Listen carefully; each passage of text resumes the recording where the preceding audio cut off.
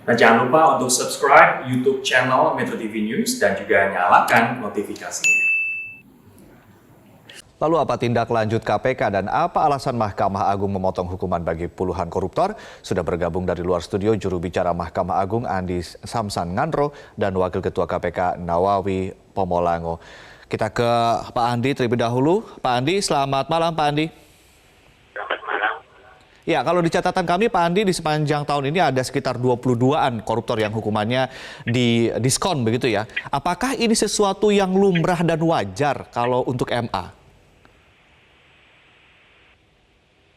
Begini, saya perlu menjelaskan bahwa Mahkamah Agung sebagai pengadilan tertinggi di negara ini, selain bertugas dan berwenang mengadili perkara kasasi, juga berwenang untuk memeriksa dan memutus perkara peninjauan kembali. Perkara peninjauan kembali di sini dimaksudkan supaya bagaimana hukum ini diterapkan secara tepat, adil, dan benar begitu. Nah, putusan yang dapat diajukan peninjauan kembali diatur dalam perundang-undangan kita bahwa itu dimungkinkan kepada pihak terpidana atau ahli warisnya untuk mengajukan peninjauan kembali. Nah, lembaga peninjauan kembali yang diatur dalam perundang-undangan di situ, ya saya kutip wewenang keberadaan lembaga PK yang diatur dalam perundang-undangan itu merupakan upaya hukum luar biasa yang dimaksudkan untuk mengoreksi dan memperbaiki kesalahan atau kekeliruan putusan pengadilan yang telah berkekuatan hukum tetap. Sebab bukan tidak mungkin dalam putusan tersebut terdapat kesalahan atau kekeliruan yang merupakan kodrat manusia, termasuk hakim yang memeriksa dan memutus perkara. Oleh karena artinya, baik Pak Andi, artinya ini sesuatu yang wajar begitu ya kalau dilihat dari sudut pandang MA begitu ya? Artinya ini maksud saya bahwa itu perundang-undangan mengatur. Nah, kalau ada terpidana atau pemohon PK yang mendalilkan alasan-alasan yang sesuai dengan pasal 263 ayat 2 KUHP, kemudian Mahkamah Agung memeriksa dengan saksama, nah ternyata bahwa permohonan itu cukup beralasan dan terbukti, maka bisa jadi bahwa Mahkamah Agung dapat mengabulkan. Nah, mengabulkan ini tidak harus bahwa dia membebaskan, tetapi boleh jadi menyerasikan hukumannya, ya, atau memperbaiki hukumannya menurut pandangan Majelis Hakim peninjauan kembali begitu. Baik, kita ke Pak Nawawi. Pak Nawawi, pertanyaan yang sama, wajarkah ini? Sejak awal kami menyikapi ini bahwa tetap menghargai soal independensi lembaga peradilan, dalam hal ini Mahkamah Agung. Betul. Memutus perkara-perkara peninjauan kembali. Ya. Sebenarnya bagi Pak KPK, perkara-perkara ini sudah selesai. Tugas dan pekerjaan KPK telah selesai. Menjadi pekerjaan berat bagi Mahkamah Agung untuk memberi penjelasan terhadap kecurigaan publik gitu. Terhadap pemaknaan rasa keadilan dan tentu saja semangat dalam pemberantasan korupsi.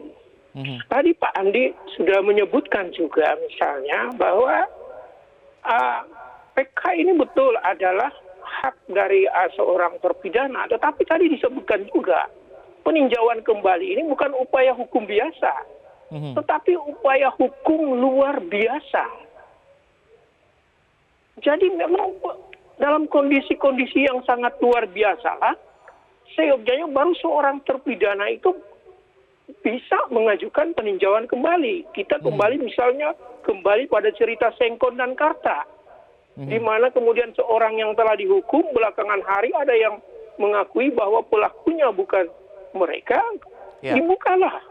Dan kejadian luar biasa pula lah yang kemudian baru diberikan diskon hukuman begitu ya Pak Nawawi ya? Itulah, itu yang di pemaknaan tentang bahwa peninjauan kembali ini adalah upaya hukum luar biasa.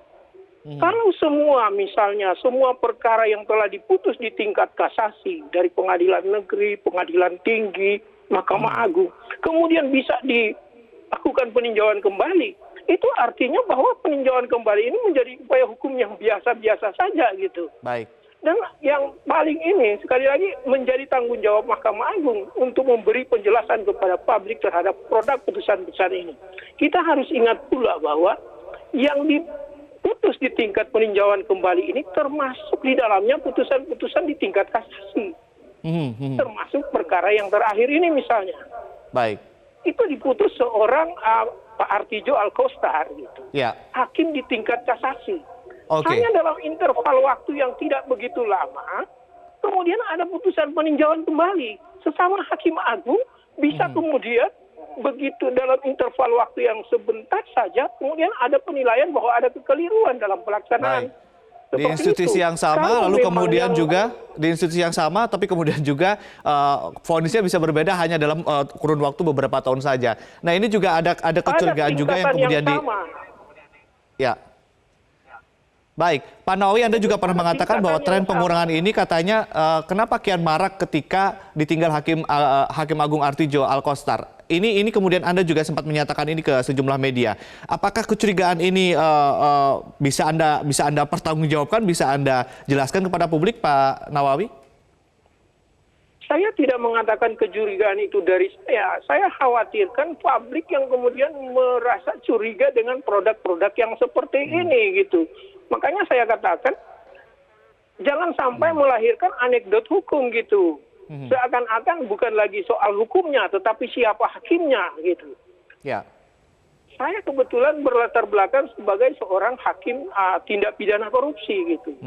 Betapa masih saya ingat dahulu ketika kami memutus di tingkat pertama seorang terdakwa dengan hukuman 4 tahun, 6 tahun. Tiba-tiba di tingkat kasasi diputus dengan 12 tahun, 14 tahun. Kemudian ini ada fenomena yang terbalik-balik gitu.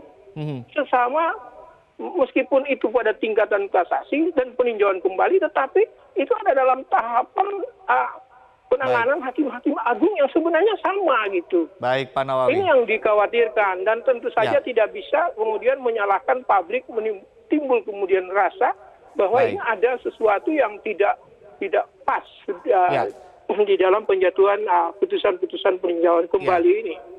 Kita ke Pak Andi. Pak Andi, mayoritas pengurangan ada di tingkat PK dan hampir semua dalilnya sama bahwa ada kehilafan hakim di tingkat kasasi yang salah menafsirkan fakta hukum. Kenapa bisa begitu, Pak Andi? Nah, nanti jawabannya Pak Andi kita tahan dulu. Jawaban Pak Andi nanti kita akan dengarkan usai jeda. Tetaplah bersama kami, pemirsa. Prime Time News segera kembali. Kembali bersama kami di Prime Time News, kita kembali ke Pak Andi. Pak Andi, mayoritas pengurangan kan ada di tingkat PK dan dalilnya selalu sama bahwa ada kehilafan hakim di tingkat kasasi yang salah menafsirkan fakta hukum. Kenapa bisa begitu selalu, Pak Andi? Baik, sebelum saya menjawab, saya terlebih dahulu mengapresiasi, terima kasih atas pernyataan KPK melalui Wakil Ketua Pak Nawawi Komolango bahwa Mahkamah Agung harus menjelaskan kepada publik. Saya mendukung sekali tuh. Jadi makanya ya saya menjustifikai. Ya sebenarnya saya tidak bisa mengulas sebenarnya ya sebagai anggota majelis yang duduk di dalam perkara anak ya apabila terkait itu. Tapi untuk supaya ada kejelasan ya, menjelaskan kepada publik mengapa dikabulkan, apa alasan, apa argumennya. Silakan, Pak, penjelasannya apa, Pak? Ya, saya menjelaskan. Jadi saya mengatakan bahwa harus menjelaskan, maka ya perkara Anas Urbaningrum itu saya mencoba di berbagai media untuk menjelaskan supaya masyarakat tahu apa alasannya. Kemudian untuk menjawab pertanyaan tadi saya perlu menjelaskan beberapa yang disebutkan. Tadi ada beberapa catatan saya buat. Ya. Apabila terpidana atau anggota mengajukan permohonan PK dengan mendalilkan alasan-alasan atau salah satu alasan yang dimaksud dalam pasal 263 ayat 2 KUHP dan menurut Mahkamah Agung dalam pemeriksaan PK bahwa alasan tersebut cukup beralasan dan terbukti, maka tentu Mahkamah Agung dapat mengabulkan. PK yang dikabulkan itu saya tidak ingat dan menyebutkan alasan-alasan mana saja yang sejumlah itu apa yang dipakai untuk mengabulkan. Tetapi yang jelas dikabulkan PK, terpidana bisa jadi hukumannya yang dikurangi. Inilah yang banyak disoroti bahwa Mahkamah Agung menyunat hukuman koruptor. Nah, berdasarkan pengamatan kami, ada beberapa alasan pengurangan hukuman itu yang terjadi, misalnya ya, kenapa mesti dikurangi. Seperti pemohon PK terpidana si A misalnya, berkeberatan karena sama-sama berbuat kualitas perbuatan sama dengan terdakwa lain si B, yang pemeriksaan perkara terpisah dengan si A. Tetapi hukuman yang dijatuhkan berbeda. Si A dijatuhi hukuman 7 tahun, sedangkan si B dijatuhi pidana 3 tahun. Apakah Mahkamah Agung salah kalau hukuman si A diserasikan, diperbaiki atau dikurangi menjadi 5 tahun?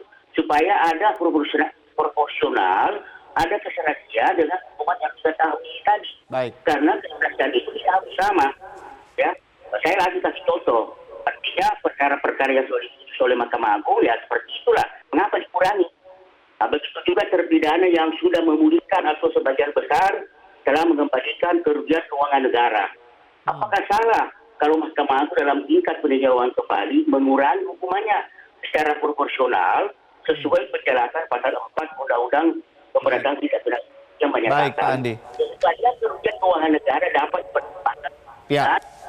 Nah, seperti itulah kalau ada perkara-perkara yang disunat menurut istilah media, ya dikurangi, disunat, ya mungkin Mahkamah Agung menyerasikan. Begitu pula juga kadang ada pemohon PK terpidana keberatan.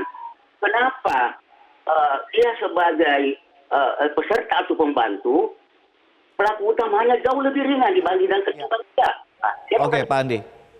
Ya, kita ke Pak Nawawi. Pak Nawawi, bagaimana dengan penjelasan dari Pak Andi tadi? Apakah bisa menjelaskan secara utuh kepada masyarakat dan pertanyaan-pertanyaan publik, kecurigaan-kecurigaan publik selama ini? Saya pikir apa yang dijelaskan Pak Andi memang tidak ada salahnya gitu. Cuman gini, kita tidak bicara mengenai soal alasan-alasan peninjauan kembali itu. Saya katakan tadi kita tidak bicara soal itu. Kita bicara bahwa peninjauan kembali ini adalah upaya hukum luar biasa gitu. Konteksnya luar biasa. Hanya dalam kondisi yang sangat luar biasa, barulah peninjauan kembali ini seharusnya dibuka. Kita bukan bicara soal alasan gitu. Oke. Tidak bisa menyamakan. Pak Nawawi, di data saya ada 38 pelaku korupsi lagi yang akan mengajukan untuk PK. Apakah menurut Anda dari 38 kasus ini, dari amatan Anda, apakah memang ini adalah suatu upaya yang luar biasa atau seperti apa kalau Anda lihat? Saya tidak bisa menyatakan bahwa itu Mahkamah Agung yang harus bisa melihat bahwa memang apakah alasan-alasan pengajuan peninjauan kembali itu sifatnya yang tadi dalam tanda petik luar biasa gitu, extraordinary gitu. Barulah suatu PK itu kemudian ini gitu. Kalau apa yang disampaikan Pak Andi dengan alasan-alasan tadi itu terlalu kasuistis banget gitu. Itu kasuistis banget. Apakah 22 perkara, 23 kemarin yang terakhir yang kemarin itu, apakah seperti itu semua? Dan harus diingat tadi sudah kami sampaikan bahwa ini juga sudah ditangani di tingkat kasasi. Baik.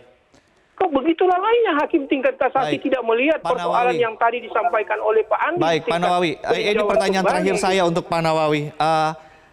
Anda mengatakan, KPK pernah mengatakan bahwa ini bisa jadi sebuah modus. Pertanyaannya adalah, ini modus untuk MA atau modus untuk para terpidana koruptor? Singkat saja, Pak. Bahasa modus ini barangkali disampaikan oleh juru bicara kami. Saya tidak di dalam konstelasi untuk membenarkan bahasa modus yang digunakan oleh juru bicara KPK ini. Saya hanya mengatakan bahwa tetaplah tempatkan peninjauan kembali itu sebagaimana filosofi lahirnya lembaga peninjauan kembali itu, bahwa itu disediakan betul-betul untuk konteks yang sangat luar biasa gitu. Baik. Bukan dalam konteks yang biasa-biasa saja seperti ini. Baik, terima kasih Pak Nawawi dan juga Pak Andi telah bergabung bersama kami dan juga menyampaikan beberapa informasi di Prime Time News. Terima kasih Bapak-Bapak.